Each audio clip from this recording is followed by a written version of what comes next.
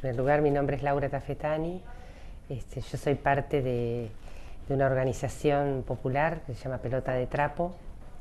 Y Pelota de Trapo es el universo de un colectivo en el cual soñamos un país diferente con los chicos y las chicas, pero también pretendemos de hacer ese país en el lugar donde estamos, pero que a la vez eso pueda ser trascendido y poder pensar una infancia distinta, un país que tiene todo para poder hacerlo, ¿no? Soy abogada, pero como todos los que nos pasa, los que tenemos contacto con los niños y las niñas, devenimos en educadoras. Es imposible pensar cualquier profesión, creo, que no tenga una incidencia importantísima en el ámbito educativo, como nos pasa a todos en Pelota de Trapo. Por eso nos llamamos todos educadores, independientemente de la profesión que tenemos, ¿no? Y Pelota de Trapo es una organización que fundó Alberto Morlachetti, que fue uno de los grandes referentes que tuvo Argentina. En el campo de la niñez. En el campo de la niñez y en política también, ¿no? Bueno, en realidad él tuvo la virtud de unir las dos cosas, ¿no? De entender que para tener una niñez sana y una niñez que tenga todas las oportunidades que debe tener, requiere de un país diferente y de una sociedad diferente sobre todo. Entonces Alberto lo que pretendió es mostrar en chiquito esto que quería en grande. Él siempre hablaba de esto porque decía que tenía que haber una coherencia entre las acciones que hacíamos los adultos y los discursos, ¿no? Entonces él inicia en Pelota de Trapo con un programa que después se hizo programa de gobierno en la provincia de Buenos Aires, pues eso tiene hasta ese orgullo, que es Casa de los Niños de Avellaneda, que en realidad en esa época, estamos hablando de fines de la década del 70, plena dictadura, él lo que hace es justamente armar un programa previendo ese cambio de modelo que se estaba viniendo. Nosotros estamos en Avellaneda, provincia de Buenos Aires, que Avellaneda era un lugar clave en lo que era la industrialización del país. Así que bueno, empezaron a cerrar las fábricas, empezó a haber esa situación y Alberto propone Casa de los Niños para que los chicos no estén en la calle, ¿no? Esa era la primera historia, pero plantea la integralidad. Él vio en aquella época, que era tan raro hablar de eso, que el chico decía no es solo panza, no es solo cabeza, no es solo cuerpo, necesita que se lo vea en toda su integridad. Y entonces ahí es que nace Casa de los Niños, en la cual se le daba de comer, pero nacen los consultorios médicos conjuntamente y también una propuesta pedagógica distinta. Pero Alberto tenía mucho miedo de decir, no hagamos más de lo que está. Nosotros estamos en un lugar donde estamos llenos de establecimientos educativos, no podemos decir, como otros, Piñeiro en Avellaneda es una de las localidades más antiguas, y así que bueno, tiene establecimientos educativos. Él lo que decía es que tenía que ser una casa de los chicos, efectivamente, y en todo caso la cuestión pedagógica tenía que ser esa. Cuando en los 80 empieza a ver los chicos ya que no alcanzaba Casa de los Niños, porque ahí iban de lunes a viernes y siguen haciéndolo, de 8 de la mañana a 6 de la tarde, pero si después de las 6 de la tarde esa mamá o ese papá no podía tenerlos porque corría riesgo, porque no estaban dadas las condiciones, nace el hogar. Que también nace el hogar contra una idea, que la idea era contra el Instituto de Menores. Entonces, Alberto siempre decía, no sabemos cómo armar el hogar, pero sí sabemos lo que no queremos. Y los tres ejes del hogar fue que sea en libertad, que pudiéramos elegirnos con los chicos y elegir ellos ir y venir como quisieran, que digo, no ir y venir en forma liviana, quiero decir, de que no fuera la reja lo que tenía el chico, sino el vínculo, ¿no? La otra cuestión era que no aceptábamos derivaciones, tenía que elegir, y sigue siendo así. Los chicos vienen a pasar días, van viendo, y ahí ven si quieren quedarse o no. ¿Se acerca algún integrante de la familia? Si es chiquito, sí. Si es grande, no. El pacto es con los chicos. Y la tercera cuestión era la cuestión de la vida en comunidad. El hogar está armado desde la comunidad, de lo colectivo, desde pensar otras formas de crianza, que no es la de la familia tradicional. Por eso es muy rico, porque no compite con la familia. Al contrario, nosotros lo que tratamos es que esa familia como está, aún a veces en situaciones de mucha deshumanización, siempre decimos que el hombre y la mujer se hace humana y humano en condiciones humanas, no hay otra forma. Entonces la deshumanización existe. Con eso vamos trabajándolo, pero no lo negamos, no lo juzgamos. Lo que hacemos es brindarle las condiciones en el hogar para que esa crianza transcurra con lo que pueda y queda de esa familia. Por eso decimos que es en comunidad. Entonces no es otra familia, no es que armamos eso, digamos como un dispositivo que reemplaza, sino que integra y trata de armar con el chico y esa historia que vino tan atravesada y cómo construye su proyecto futuro, ¿no? Cómo lo arma con ese acompañamiento que nunca debió dejar de tener de un adulto. Después nace la escuela de panadería Panipani y la escuela Manchita Gráfica, que tuvo que ver cuando los chicos del hogar crecieron. ¿Y cuál era el eje pedagógico por excelencia que tiene que atravesar a nuestro modo de ver en la adolescencia a los chicos? Justamente es el trabajo, en su dimensión antropológica. Quitarle esa idea mercantil o la cuestión solo de que el trabajo sirve para brindarnos el sustento, sino también en esa que nunca se debió haber dejado de pelear, que tenga esa dimensión también integral de la vida, ¿no? Esa cuestión de decir ese mundo del sujeto trabajador y trabajadora, que es la pelea que tenemos con los adolescentes, ¿no? En paralelo a estos programas que fueron creciendo con los chicos y chicas, también se dio ahora, recientemente, un trabajo más territorial, porque el barrio como que nos reclamaba, pero ves esto, cada programa que se fue armando en Pelota de Trapo tuvo que ver con el protagonismo de los chicos y las chicas que lo pedían, y fue tomando forma en relación a esas necesidades. El recreo, que tomamos ese nombre por la tradición anarquista, digamos, de los recreos anarquistas, tiene esa idea, ¿no? Es un espacio que se está construyendo con los chicos y las chicas del barrio, a medida que ellos van requiriendo. Ahora hay escuelitas de fútbol, hay un grupo de murga, pero tiene que ver con lo que ellos van demandando y lo que estamos pudiendo construir. Ahora, paralelamente a esto, Alberto siempre planteaba, decía, bueno, esto es Pelota de Trapo, nosotros somos la respuesta para nada, 500 chicos en total, supongamos, entre los consultorios médicos y todo lo que vamos realizando en los programas. Pero no es nada si no peleamos un país diferente. Entonces fue que en el año 87 convoca a otras organizaciones que trabajan con niños y niñas, a instancias del obispo Novak en ese momento, que es el que quiso reunirlos, y bueno, junto con Carlitos Cajade, que era otro cura que estaba en La Plata, fundamentalmente, nos fue reuniendo a todos. Es más, yo a Pelota de Trapo en realidad ingreso por el movimiento, no por Pelota de Trapo en sí, porque estaba en una organización en La Plata.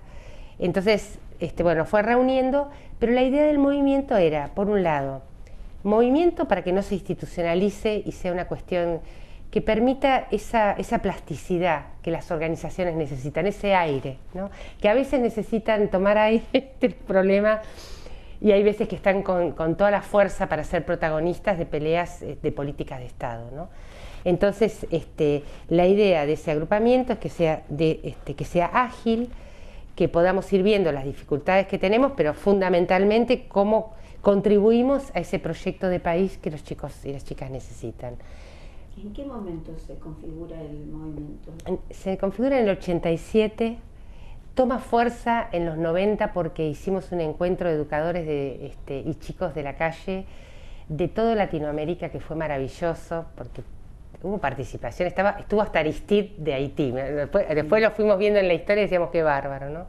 Bueno, ese encuentro que fue paradigmático para nosotros, fue lo que le dio la fuerza grande al movimiento, y se configuró también de modo crítico. Se llama Movimiento Nacional Chicos del Pueblo porque justamente íbamos contra la noción del chico de la calle.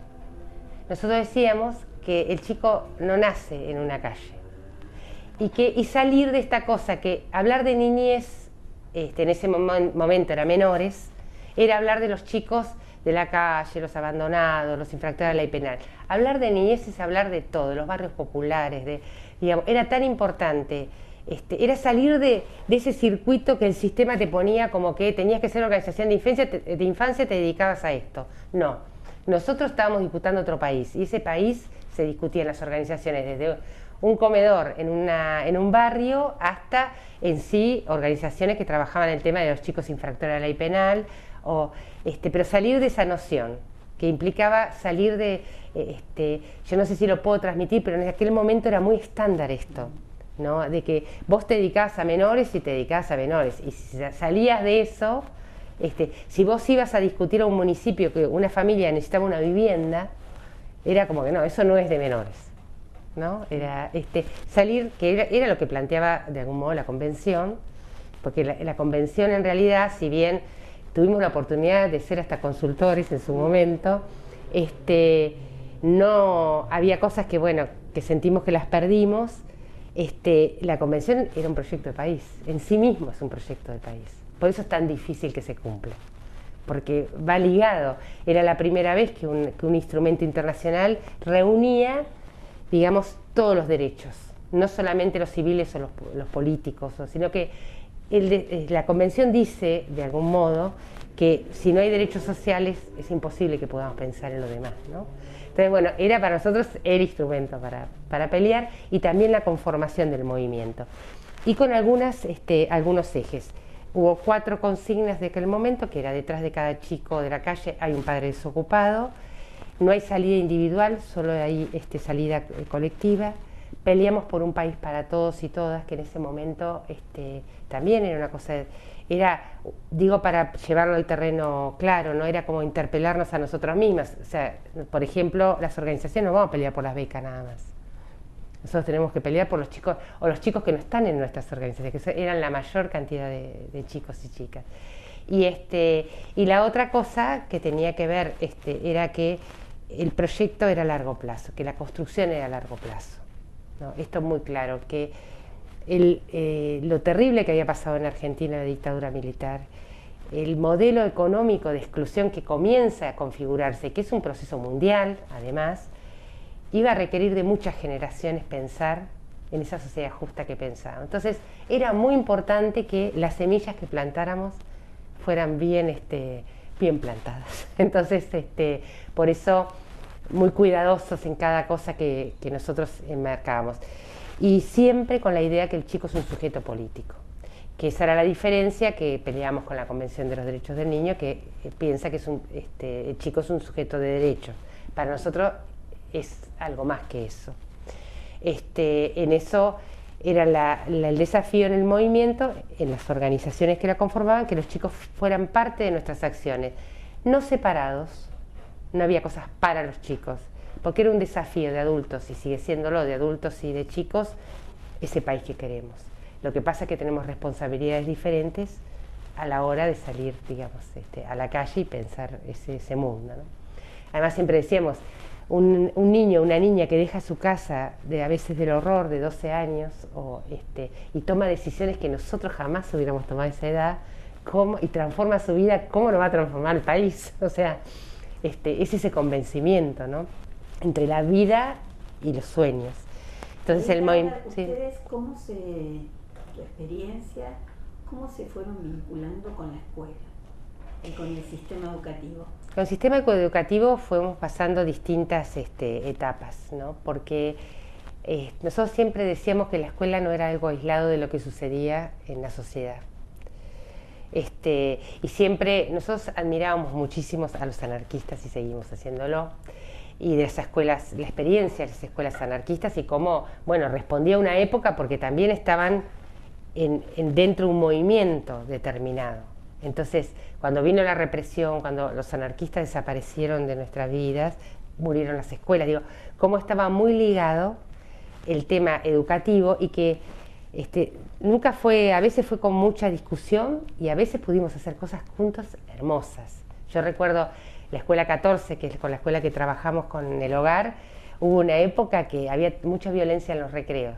Entonces, tenía una directora que era fantástica, y ella invitó a Pelota de Trapo y dijo, los recreos son nuestros. Y entonces íbamos a hacer actividades en el recreo, y fue impresionante, porque la violencia nada, bajó así, pero porque era un desafío.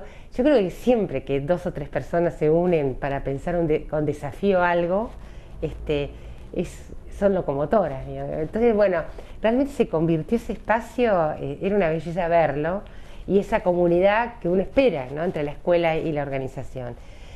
Y después otras que tienen que ver con la impronta del propio sistema educativo, en el cual siempre queda engrampada, digamos, las docentes y los docentes, que es como inevitable, pero a veces se profundiza poco. Porque, por ejemplo, siempre decíamos, el gabinete tenía la costumbre de decirnos, llegaba un chico nuevo a la escuela, con respecto al hogar, decirnos, citarnos. Entonces nosotros íbamos y decíamos, ¿por qué nos citaba? Y porque esta chica está en el hogar. ¿Y por qué? ¿Citan a todos los chicos de todas las familias o es solamente? ¿Hubo algún problema? Porque entonces si hay problemas, no, nosotros queremos conocer la historia. ¿Y por qué quieren conocer la historia? Digo, estas discusiones de salir de ese esquema, y por ahí se quedaba muy sorprendido. Digo, este detalle como había muchísimo en nuestro modo de ver, de cómo, porque nuestro trabajo en el hogar, ¿cuál era? Sacar la etiqueta. Y la escuela, a veces el propio sistema educativo lo que hace es etiquetar. Entonces, que quizás a veces ese docente está metido en ese sistema. Lo que decíamos siempre es que, y la pelea nuestra era que tenía que comprender que si se cierra la puerta del aula, el aula es del docente. Y que era importantísimo de cómo pensar una idea transformadora de la vida. Entonces, por eso digo, uno pensar la educación así, no sé, los docentes y las docentes con las que nos vinculábamos, y a veces un directivo, como nos pasó en este caso, esa breve primavera que tuvimos, que una directora que estaba dispuesta a dar vuelta a la escuela. Entonces, claro, ahí ella convocaba a los actores que permitían esto. Como está el otro que es temeroso y dice, no quiero modificar nada, entonces la organización se convierte en enemiga. Yo creo que tiene que ver con eso. Es como ve o no, las organizaciones populares nacieron todas, yo creo, y ahora lo puedo decir porque todos estos años estuvimos como trabajando mucho, nacen de determinadas crisis, ¿no? Las organizaciones verdaderamente populares, no vamos a sacar de esto ONGs que nacen al calor del propio Estado, no, digo las que nacen. Y uno les pregunta y fue 2001, fue la hiper, fue la dictadura, hubo un hecho determinante que hicieron que entonces nacen con esa fuerza que la escuela dentro de un sistema que pertenece a un Estado no lo tiene. Lo tienen las personas o los agentes que a veces luchan. Entonces, cuando esa alianza se logra, es maravillosa. Y cuando se piensa un país para todos, digamos, que a veces es hasta como, si nosotros le ponemos a los lápices el nombre, nosotros decimos, bueno, si la maestra se preocupa que los lápices tengan los nombres de alumnos para que no se mezclen, es una cosa.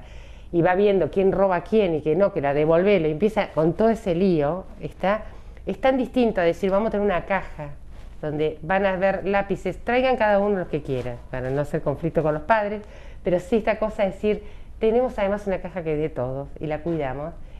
Son dos mundos, son dos historias. Pero para nosotros los detalles son los que hacen la pedagogía.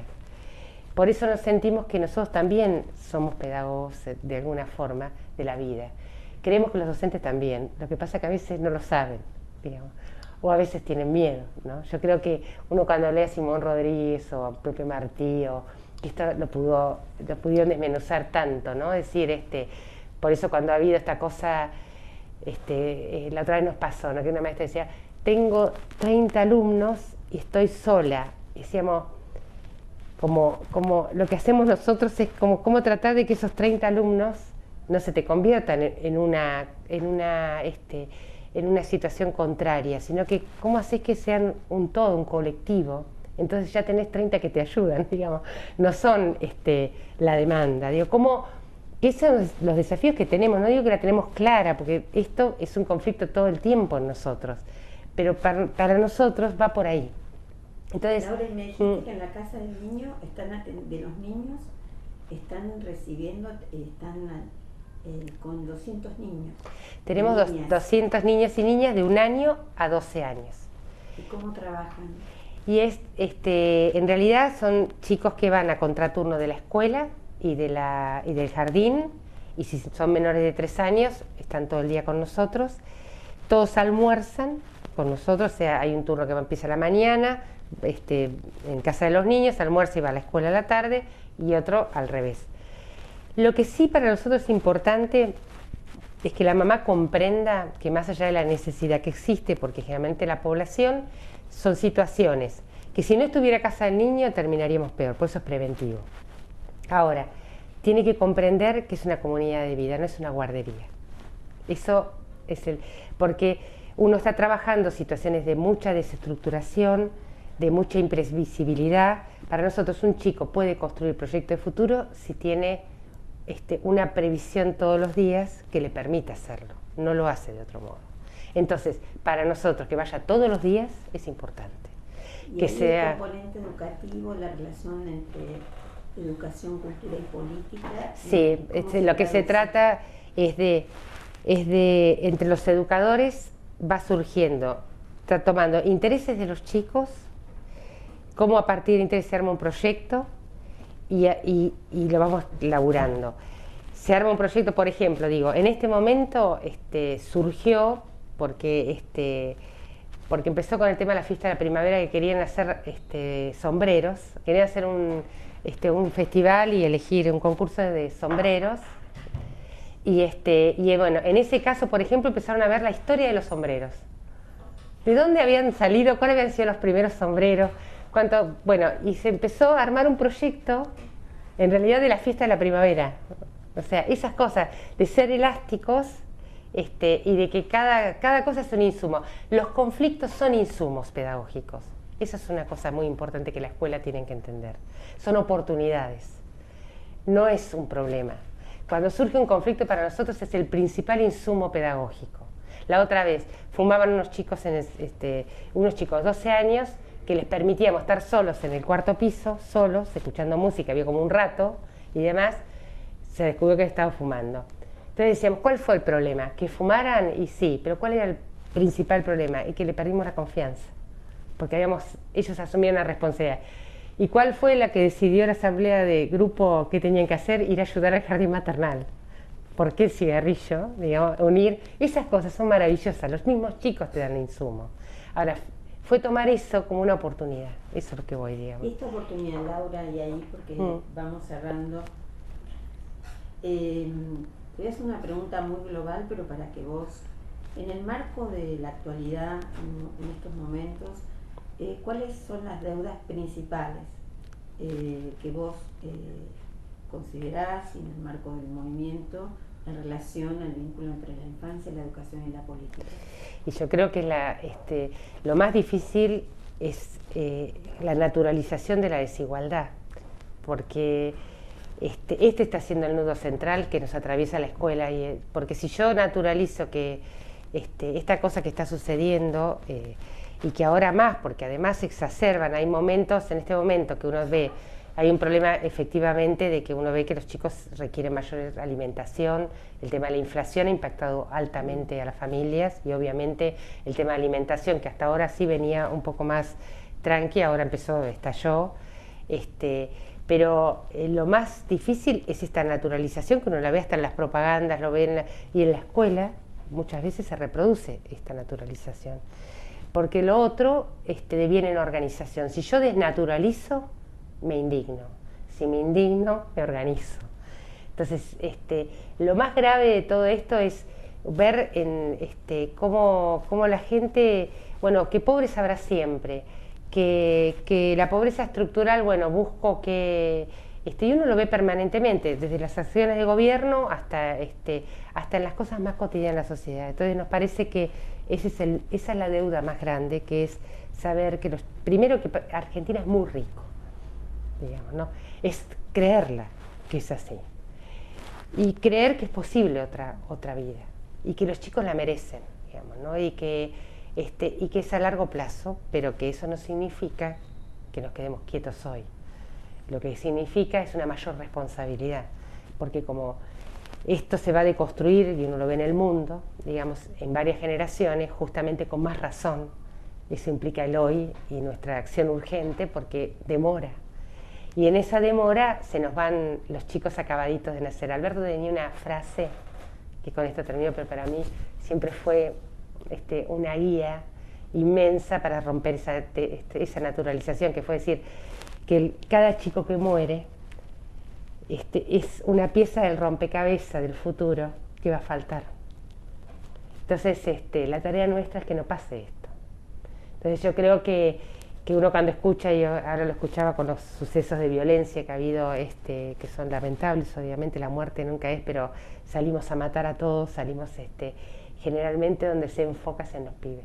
Entonces digo, la deuda grande que tenemos nosotros es asumir la responsabilidad que tenemos de cambiar esto. Y esa es una deuda que por lo menos se la debemos a nuestros nietos, a nuestros...